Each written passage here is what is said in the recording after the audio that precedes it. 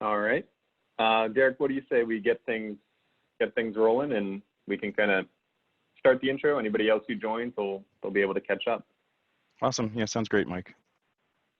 All right. Thanks everybody for joining. Today's webinar is on delivering next level customer experience by leveraging the platform ServiceNow. RapTech is kind of functioning as the host for this, but really we're focused on what Pax8 is doing and how they've looked at a tool like ServiceNow to address core business needs and really drive their business forward. As many of you know, RapTech's been in the service management space for 24+ years. As part of that historical experience, we've always leveraged our boutique expertise and our commitment to community to support teams like Derek's at Pax8. We aim to work with innovative teams like theirs and to really drive best practices to their end customers. Derek, who we have here today, has been focused on delivering next level customer service experiences for over 15 years. And Derek, if you want to jump to the next slide, we'll kind of do a little quick intro on your background. Sure. Derek is the VP of Technical Support at Pax8. His background in customer service combined with his focus on pushing things to the extreme has helped Pax8 transition and deliver on the wingman experience, which keeps their customers coming back. As many of you could probably find if you Googled Derek or looked at Pax8's website, extreme is not something that he just says or mentions. I've heard that you may, well, starting out, you won our Tuesdays run, our first inaugural Tuesdays run by a mile or two compared to the next closest competitor. And then I also heard you occasionally jump out of airplanes and may or may not have hiked a long distance. Yeah, both extremes for sure. Extreme long distance hiking, hiked the AT with my brother 9 years ago today. And we actually finished near the end of August. So hitting on the end of that hiking experience 9 years ago, which was pretty amazing. And then I've also, to your point, jumped out of airplanes over 600 times. So intentionally jumped out of them. That's probably the right way to jump out of an airplane, if there is a right way. Right? For sure. So kind of getting things kicked off, I'll let you take it from here and really drive home what Pax8 has done to leverage the platform ServiceNow. But kind of as a initial question for you, how have you applied some of that extreme perspective in your life to how Pax8 functions from a customer service standpoint? Sure, yeah. I mean, everything that Pax8 really does kind of resonates with extreme, just because we've had extreme growth. Since joining Pax8, I joined a little over 2.5 years ago, which isn't a long time in terms of tenure, but I was employee number right around 150, and we've pushed past 500. So just on the customer support side of the house, when I joined the support team, I was the 13th member of that team, and we've now pushed that team past 50 agents or individuals on the support team. So hyper growth, you know, we're growing extremely fast year over year. Even through the COVID time, I've since hired 8 individuals to join the support team. So, you know, really being able to make sure that we're servicing our partners in the way that we promise we're going to service them, delivering that wingman experience means a different type of support experience. And so, you know, I needed a tool to be able to help us do that and deliver that support experience that our partners are coming to us for.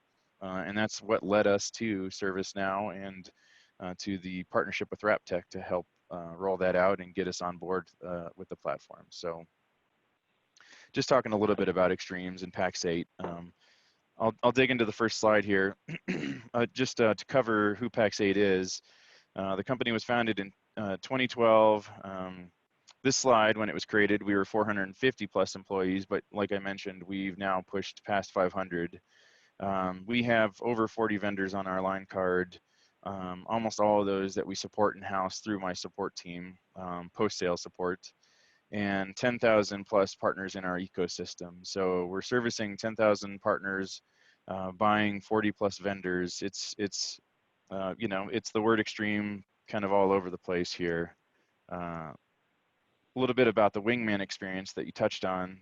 This is what differentiates Pax8 versus the other cloud distributors that are out there or traditional distributors. We really hit on these key areas, and that's what makes up the wingman experience. Our pre-sale support, we have dedicated channel account managers, dedicated solution consultants, in-house sales engineers, and infrastructure architects. The Pax8 platform, which is our marketplace, that's where we want our partners to live and experience everything that is Pax8, acquire their licenses, consolidate billing, and integrate that into the tools that they use. The area that I live in is post-sale support. US-based, 100% here in the US, 24/7 technical support team that is now made up of 50 plus individuals split into various different teams. And we run partner customer surveys, and we're holding on to a 76 NPS score, Net Promoter Score, on the support team. And so that kind of details and highlights what the wingman experience is and what we're living every day for our partners. So. And Derek, I saw that you that bottom right corner of that slide was focused really on cloud products. Yes. What is the cloud portfolio that you guys are supporting, and kind of the targeted pieces? What does supporting those products mean? Sure. So what our vendors come to Pax8 for is one, the wingman experience, but the piece that the support plays is we really handle the first tier or the first engagement on the support experience. So that's not only for our vendors that we split into specific Pax8 stacks, is the term we use for it, which is productivity, infrastructure, continuity, and security. And so we have a wealth of products in each category.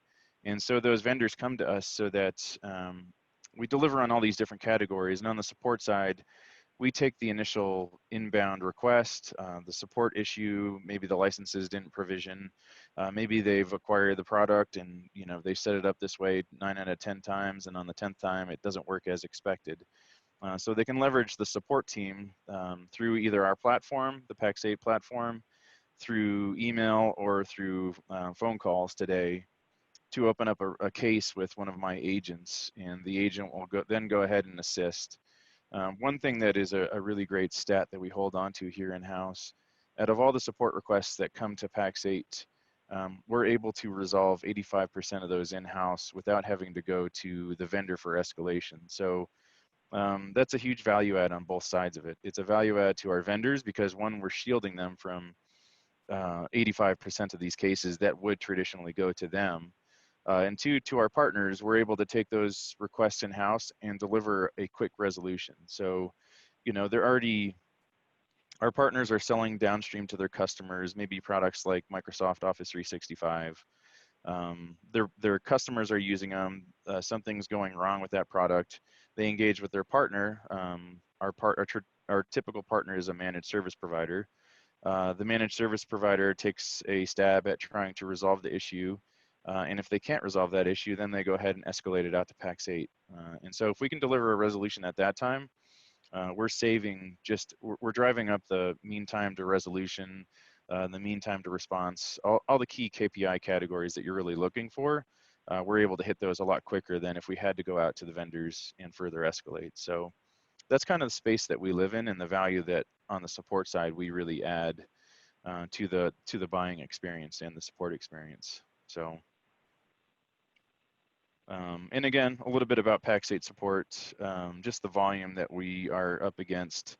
5,000 plus support cases per month flowing through ServiceNow CSM, 4,000 plus inbound support calls. So my agents are very busy on the phones as well, 24/7. 300 new partners we're adding into the ecosystem each month. So those are new partners that are buying products and then potentially needing assistance in some facet of that buying experience. We're averaging 1 new vendor per month. So the significance there is really the team has to be efficient to the point where we can take these new vendors, learn them, and then go and do support on those vendors and those products. So, if you're averaging about 1 per month, maybe 10 to 12 per year, that's a lot of new products to learn and learn how to support and then deliver that support back out to our partners. And then all while doing that, we're maintaining a 76 NPS score. So we're running surveys out of ServiceNow on every support case that flows through the system. And an NPS score is Net Promoter Score. It's how likely are you to recommend this company to your friends or colleagues. And in the terms of NPS, it runs all the way from -100 to 100. Anything above 70 is considered world-class. So we're maintaining a world-class support experience on those 5,000 plus support cases that we're handling here in-house. So a little bit about Pax8. So why ServiceNow? We've been on the platform for I think about 6 months now or so. Really it's funny, 6 months was our evaluation process. We really went through a really extensive evaluation process of all the different tools that are out there, tools, platforms. What we really wanted, the goal was to find a platform that one could grow with the organization. We are, like I said, 500 some odd employees right now. We have a grant from the state of Colorado to employ 1,800 individuals over the next 8 years in state. So the landscape is going to just continue to grow at that level and at that rate. And so we needed a platform that was going to be able to not only keep up, but exceed what we need to do in-house and maintain that experience that we're providing. And so we also wanted a platform that could capture multiple business units. So one of the key initiatives was let's find something that can not only do customer service, but we can do incident and request, which we've onboarded onto ServiceNow. We're in process of doing ITBM for project portfolio management.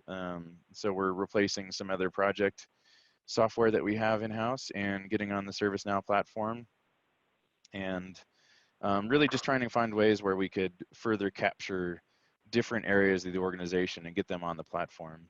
And something that's ever evolving and adaptable. I mean, it really, the only limitation that I've seen so far on the ServiceNow platform is your ability to build and innovate. So, you know, we're continuing to find new ways to evolve, adapt, and iterate upon the platform today, every day, every single day. So it's something that, you know, we'll be able to take and grow and really drive things to the next level.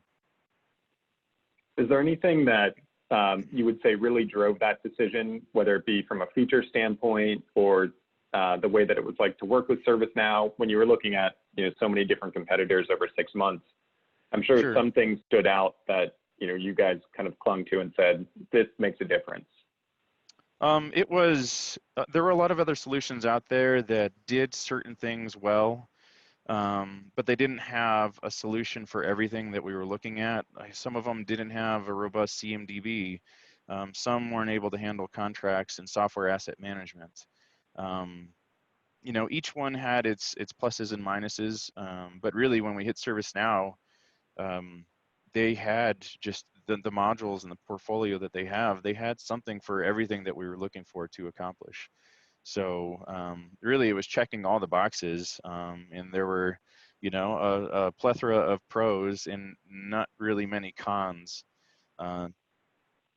to decide upon. So, you know, when we finally said, hey, this is the one, let's further evaluate this, let's get in under contract, let's find a great partner to partner with and help us kick this thing off and take it to the next level. So there were a lot of areas, and like I said, we had a really extensive evaluation. It was we had one guy basically full-time dedicated at it, running through all of the cost analysis, pros, cons, features, benefits, all that stuff, and ServiceNow won out by a landslide. So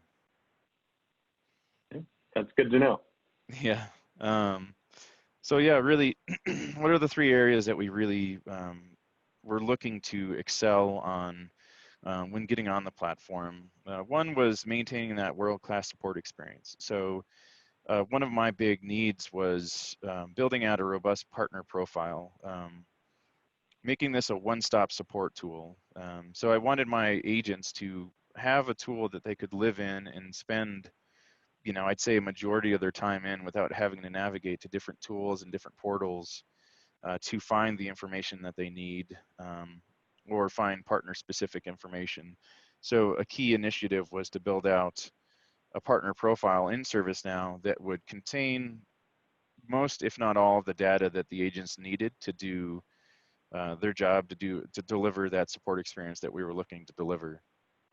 And so that was one of the main things that we took on. The second piece was just the next level agent experience. So not only having all of the partner information, but also having an experience for the agent that would make it easier for them to do their jobs. Quick, having all the data at hand, the time to actually create a case, we wanted that to be as quick as possible. So easily navigatable fields and easily navigatable UI experience really is what we took on when we first went live with ServiceNow and CSM. But there's some key areas that we're looking to iterate upon in the near future here. A big one is the agent workspace. We decided not to take that on when we first went live with CSM. We wanted to just get on the platform and model the support experience that we were already used to, the agents were used to, so to make it as easy as possible to get on the platform without really rocking the boat. And then the goal is to fast follow with agent workspace and a few other things. But one of the other things that ServiceNow and CSM gives you is granular filters and control. So the agents can build out the filters that they want that help them do the best job that they can in the platform versus being prescribed the experience at our level, at the admin level. We wanted them to have control of the service and support that they were looking to provide so that everyone can work the way that they work best. That's how you really take that support experience to the next level. And then partner differentiation. This is something that in the platform we were on previously, we couldn't really do much with. Using special handling notes, which we're already using today for various different types of partners that we have, and the support experience that we want to deliver to those specific partners. And then looking to build on entitlements. So another component in the platform that you can easily leverage. So maybe you're looking to deliver a next level support experience, and maybe you need to confine that into a certain number of controls. Maybe it's the number of support cases per month, maybe it's hours per partner. But being able to use entitlements to actually take a support experience that we're offering today, but also find ways to maybe put some revenue generation on top of that support experience and driving that through entitlements and special handling notes. So those are two key initiatives that we have to continue to further iterate upon the partner experience. And then the last piece is, what are your partners or customers saying about you and the experience that you're delivering? And so we're running surveys out of ServiceNow after every support case.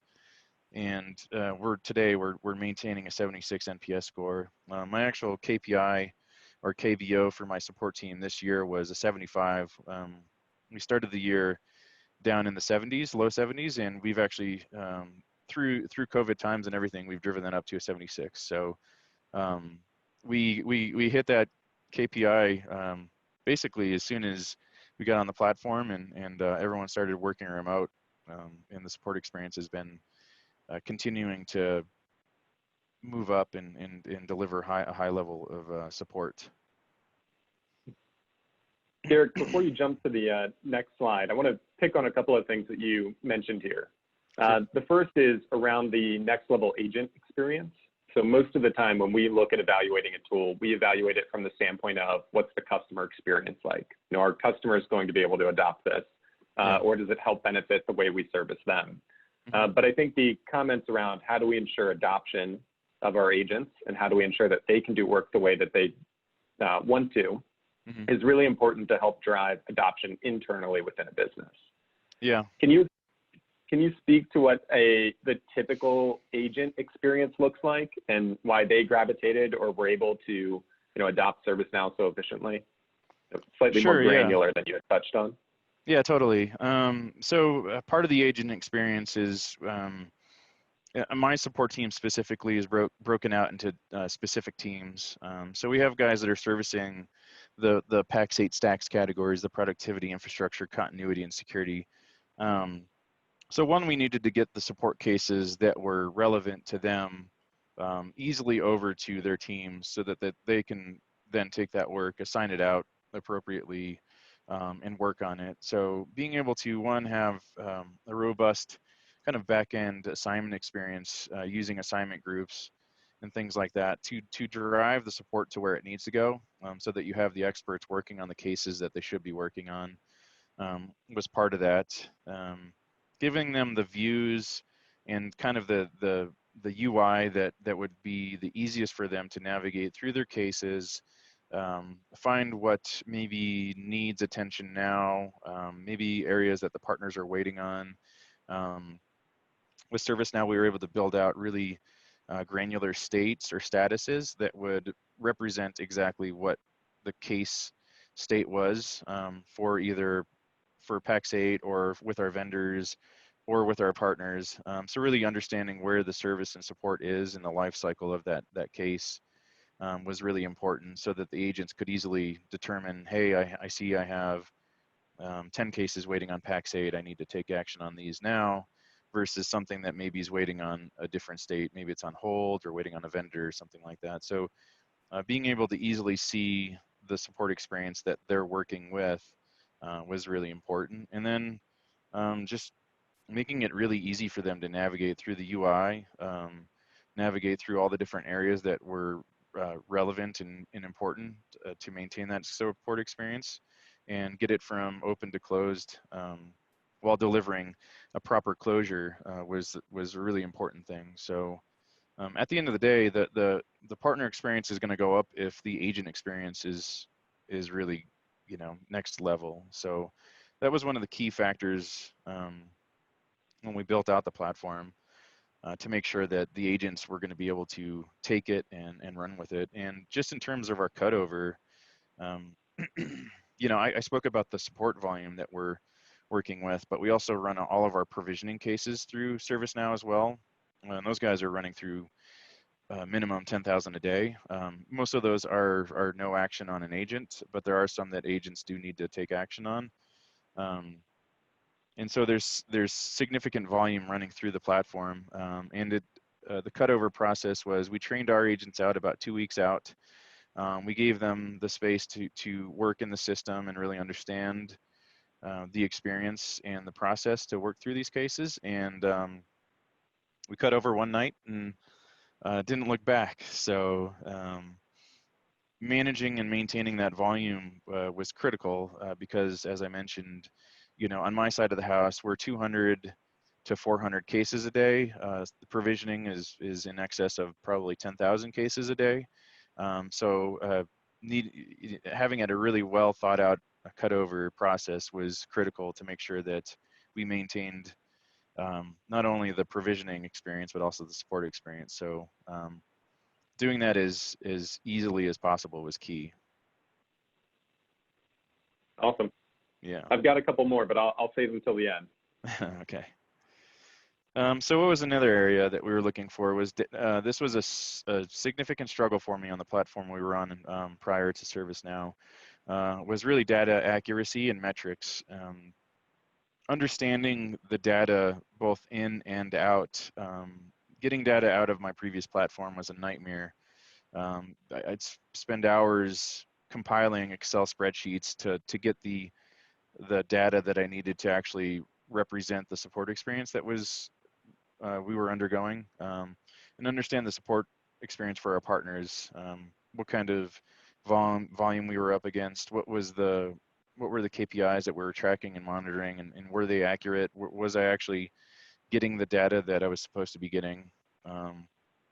So this was key on building out the ServiceNow platform, and it took a lot of time to really dig through what we needed, what we wanted, and how we could accomplish that. And so we spent a lot of time really digging into this, but the time was well spent, because now I can easily pull data out of the system and the platform and actually understand exactly what's going on at a given time. What were my metrics last month? What were they last week? What were they today? What were they yesterday? So really understanding the flow of service was critical, and having precise data was part of that. Customizable SLAs with in-depth monitoring.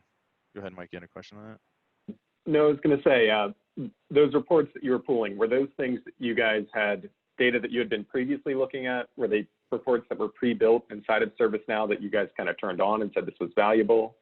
What was that approach in deciding what data you were trying to collect? How did you approach that?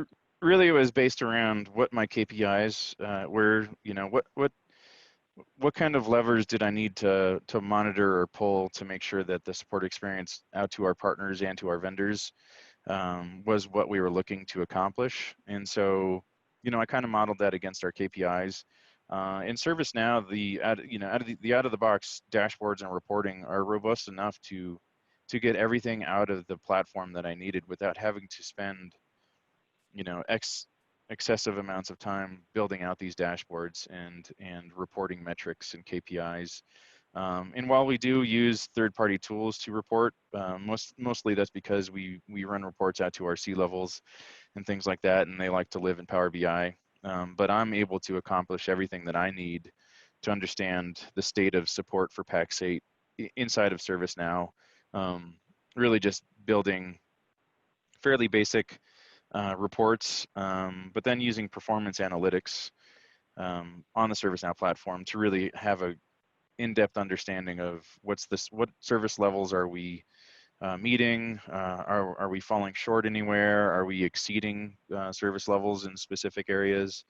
So just really understanding our response goals, our resolution goals, KPI, the NPS is the most important thing to me, really understanding what our partners are saying about us and the support we're delivering. That's where you learn on both positive and negative reviews. So that's another KPI that I'm able to build out and report on inside of ServiceNow. And some other just basic KPIs, really agent performance, especially in the world we're living in today.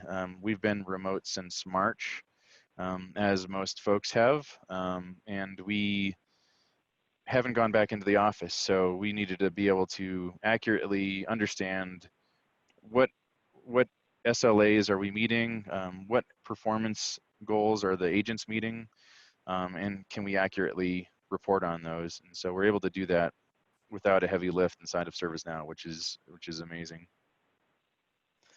And really just building out those those SLAs and report on those is important. So understand, you know, are we meeting our response goals and our resolution goals? Doing that without a significant lift or dedicated full-time employees to actually build out reports and report on those. Yeah, and really performance analytics, since we've gotten that spun up in reporting, has been amazing to actually see what kind of stuff ServiceNow can actually report on without having to go and really dig in and build out specific metrics that you're looking for. That hit the data accuracy, Mike? Yeah, no, that was perfect. I asked that because a lot of people start looking at, you know, most of the people we work with are, you know, sort of IT background. And so the traditional data that they're pulling is what's the total number of incidents or customer cases within a certain sector. But then being able to look at that data in a way that it applies to the business, I think is a really good perspective that ServiceNow helps IT and customer service teams start addressing, especially for the executive level, even if they have to live in Power BI.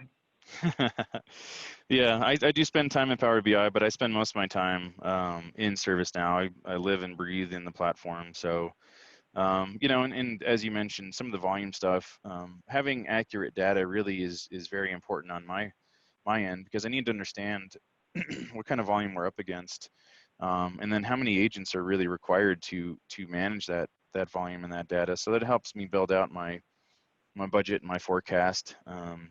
If I'm able to see that I see linear growth month over month, then I know that every month or two I need X number of agents to be able to continue the service levels that we're looking to continue. So data accuracy is one of the most important things to me, to really understand, what is the support experience? How many people do I need to actually continue that support experience? And I do know when I hit specific numbers, I can feel the fissures on the team start to develop. There's like a magic number that the agents are able to kind of handle, and when we start exceeding that number, you can definitely feel the stress levels go up. But we're also a startup, and we thrive in chaos. So stress is a part of what you signed up for, to be a Pax8 employee. But with the stress, there's the wins. So you have to have both. But yeah, that's Stress equals success. yeah, yeah. Cool. And yeah, one of the last pieces that I really wanted to touch on was adapting and evolving. And this is what ServiceNow has allowed us to do. And so we've built out a roadmap and kind of a forecast in terms of things that we want to build, things that we want to do, modules we're looking to take on, and areas that we're looking to expand upon, not only in-house with our in-house expertise, but also utilizing amazing partners that are out there like RapTech to help you take that experience and that platform and continue to iterate upon it. So just fully customizable and evolving. Agent Workspace is a key initiative for me to really take the agent experience that we have today and take it to the next level. That'll not only, further develop the support agent experience, but also the partner experience.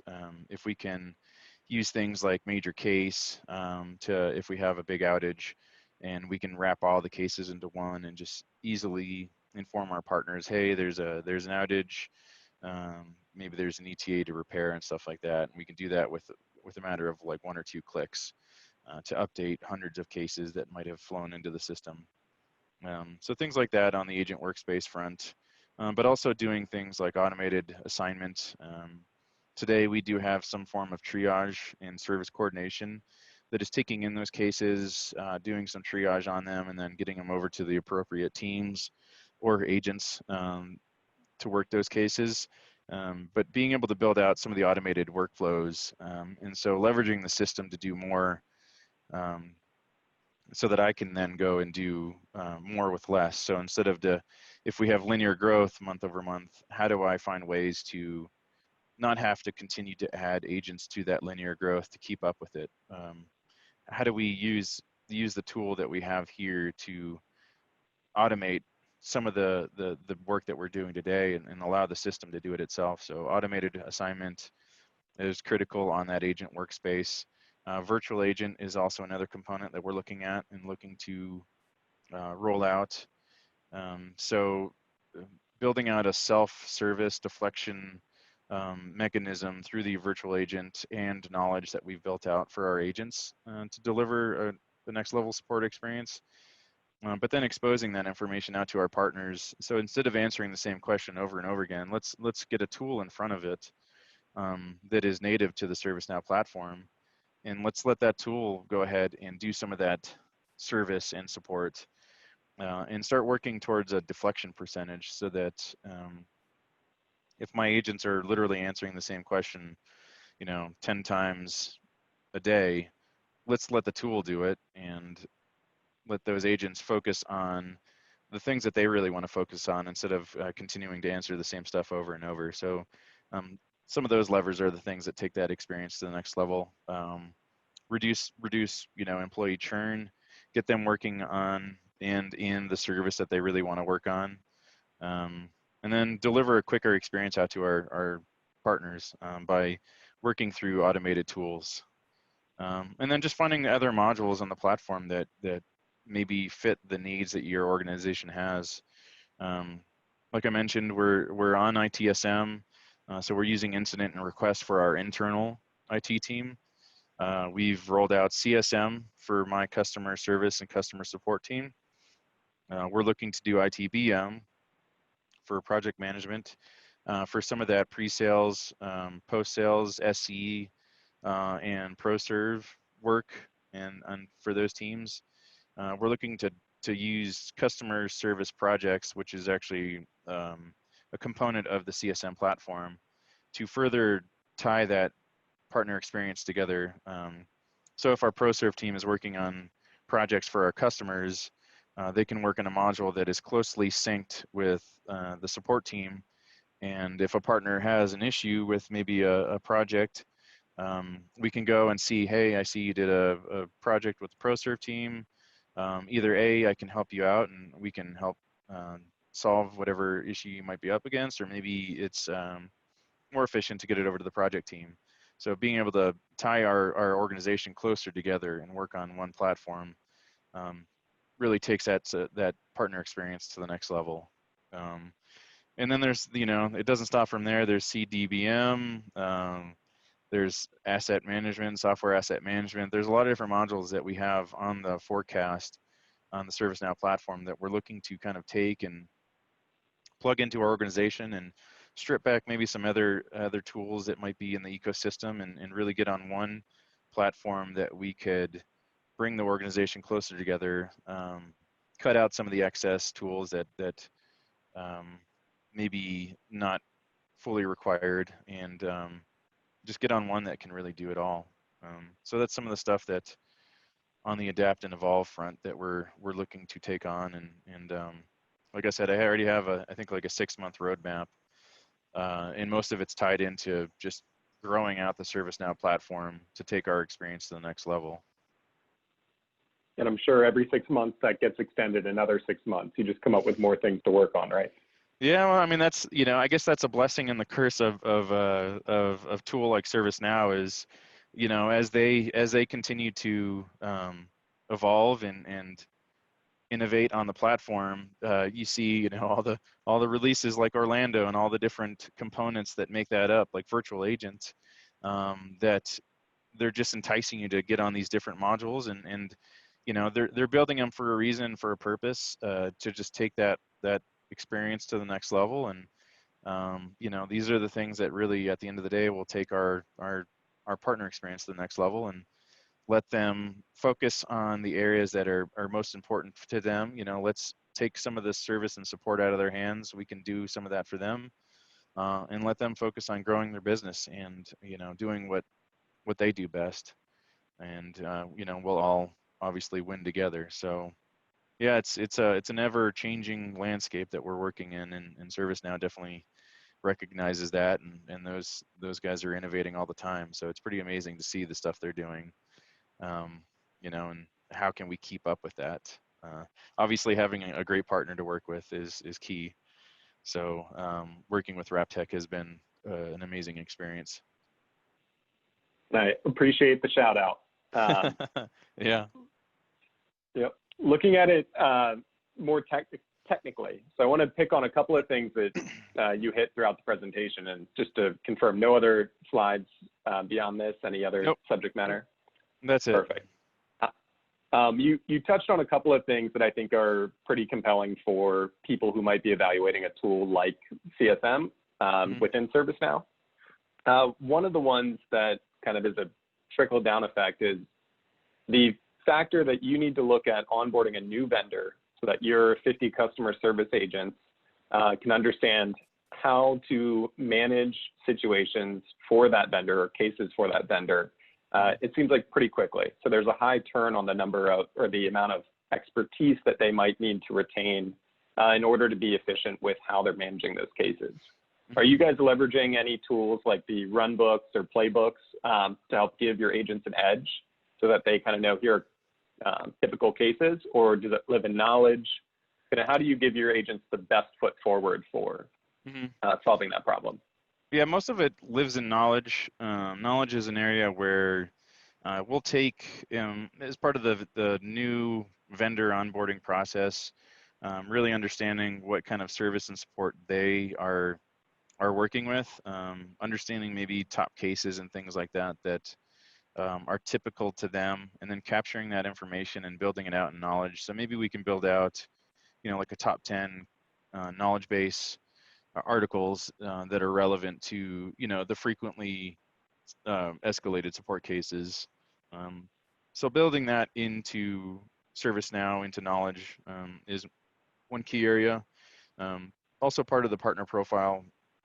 We have different areas in our org where we document certain things like the escalation pathways and stuff like that, and escalation pathways, processes, and procedure. So building some of that out into the not only the partner profile but also the vendor profiles that we have inside of ServiceNow. Certain areas we've built a little different than a typical CSM rollout would be, just because of the nature of our business. So where maybe you have accounts and you have products, we've labeled some of these things products, vendors, and subscriptions. So building certain areas out inside of ServiceNow to capture some of that data and then easily link it to maybe knowledge-based articles or other links that we might have to determine the escalation procedures are pretty critical.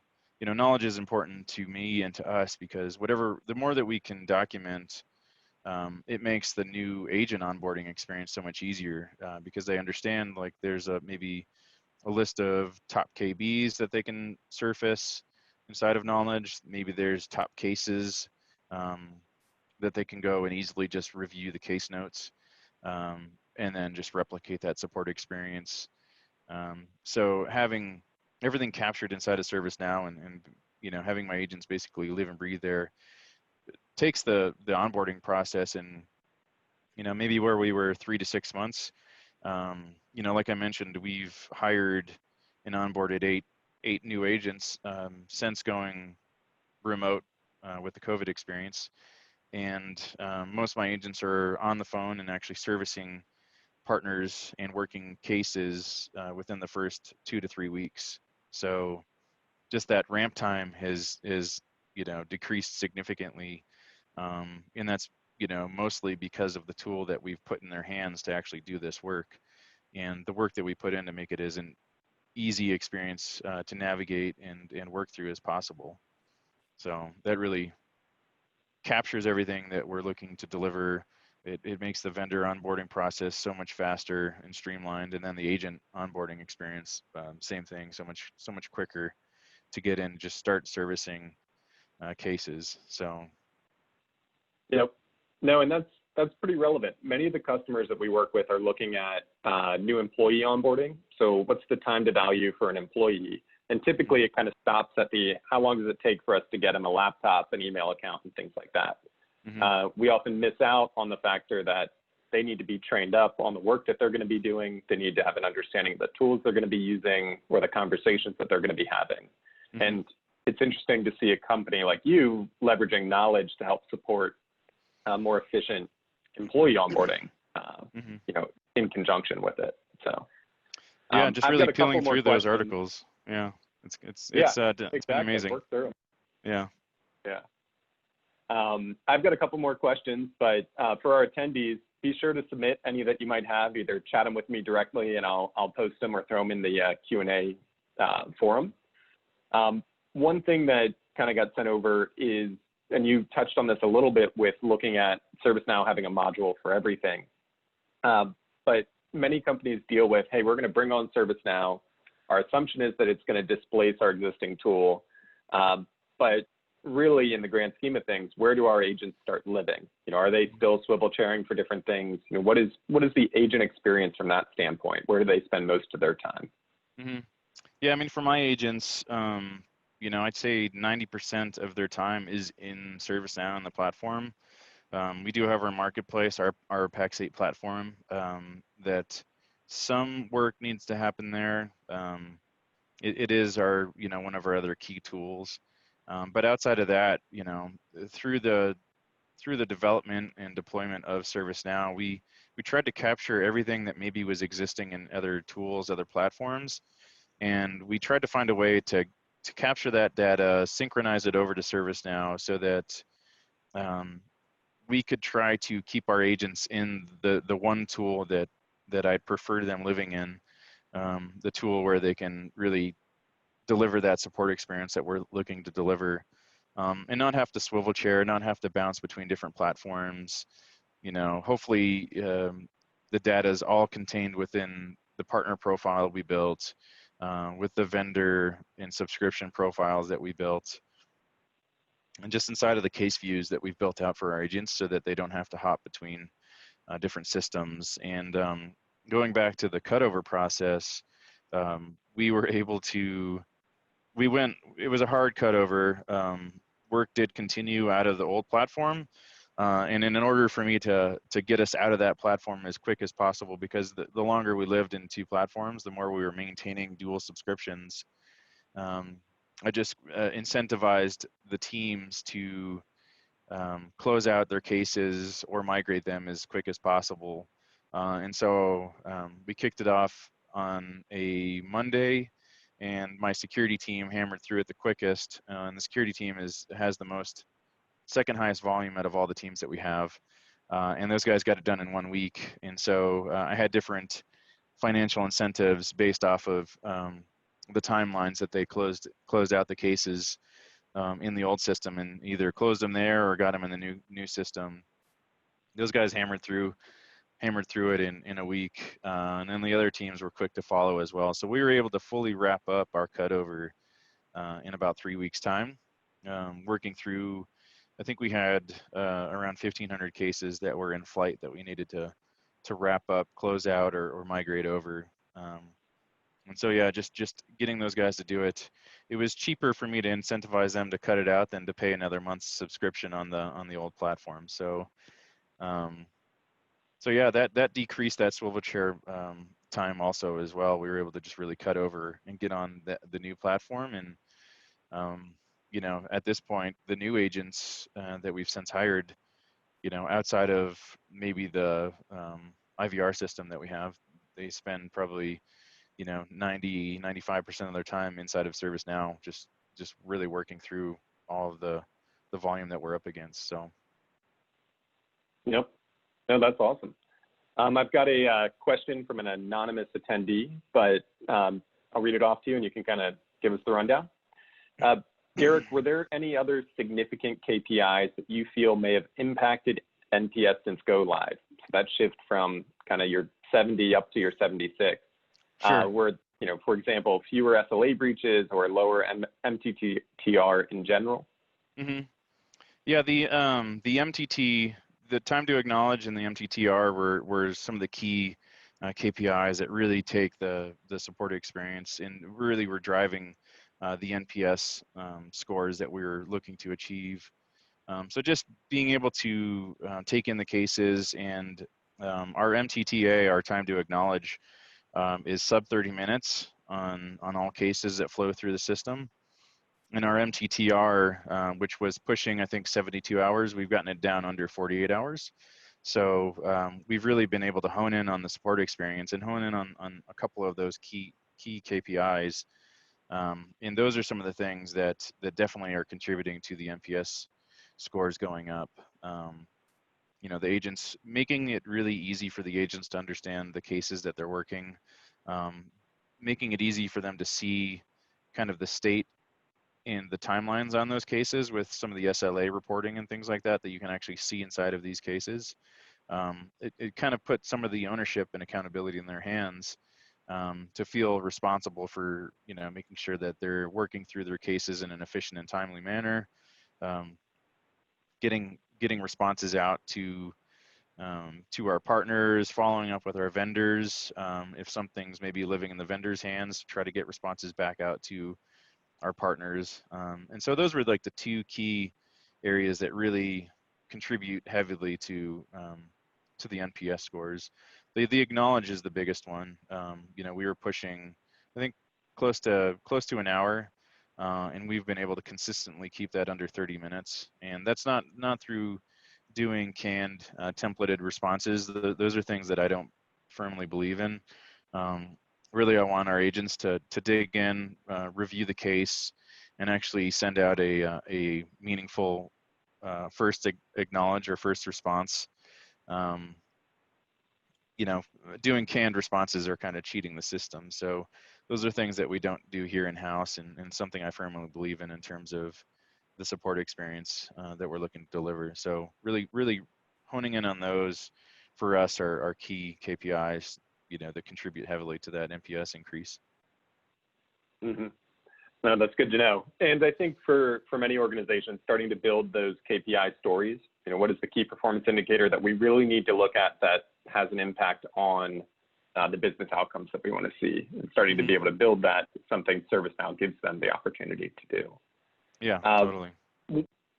One of the other areas, question chatted to me, were around cost for ServiceNow, and many customers look at ServiceNow as being kind of a cost center type activity. Our hope is for it to be cost neutral. Have you found opportunities to leverage the tools to sort of open up areas where you could either increase revenue or increase customer satisfaction so that they come back to you for more products or things down the road? Sure, yeah. I mean, one of the key initiatives is one, today support is just part of what we do, and we do it well, but there are certain things that we could potentially do better.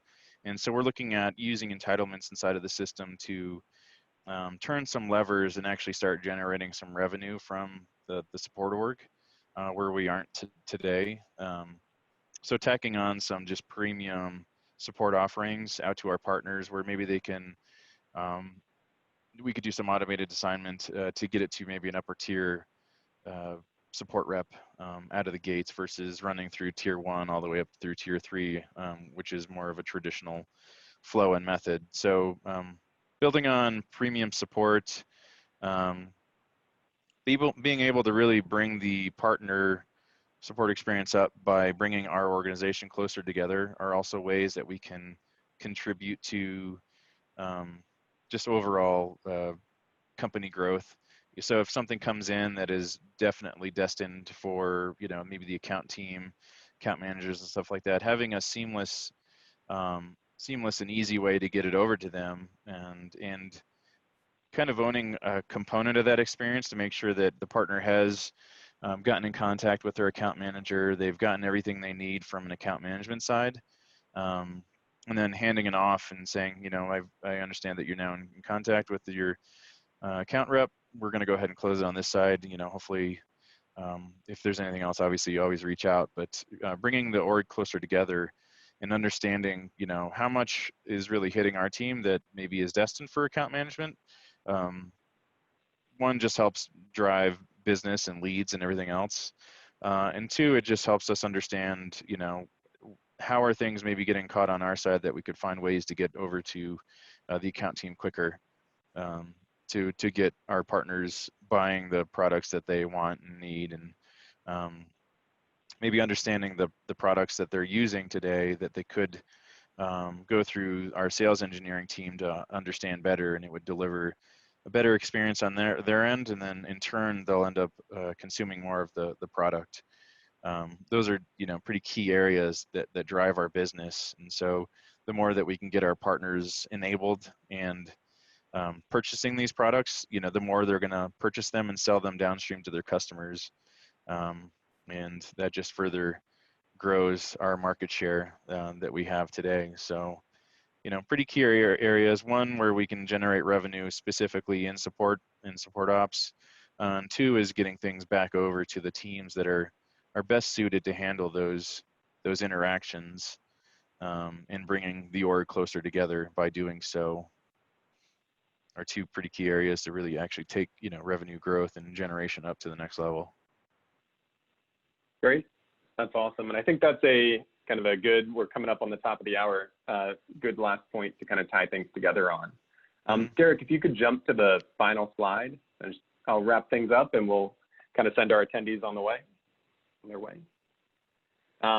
We, as RapTech, believe very strongly in community. It's part of what's driven us to have great partnerships with organizations like Pax8. I think their focus, not on customers, but on partners and the community as well, has really led this partnership to be successful. We, as a collective community, believe very strongly in leveraging ServiceNow for the good of both our clients, causes that we support, as well as our company as a whole. And so doing webinars like this, bringing in great talent like Derek's to kind of speak to his expertise on ServiceNow as a platform, as well as customer service from an industry standpoint. It's just the beginning of how we're going to continue to help support and give back to all the communities that need it right now. So Derek is a, just general but very big thank you for being part of the RapTech community. Thank you for being a partner with us, and thanks for your time today. Yeah, thanks, guys. If there's anything else you want to say, have at it.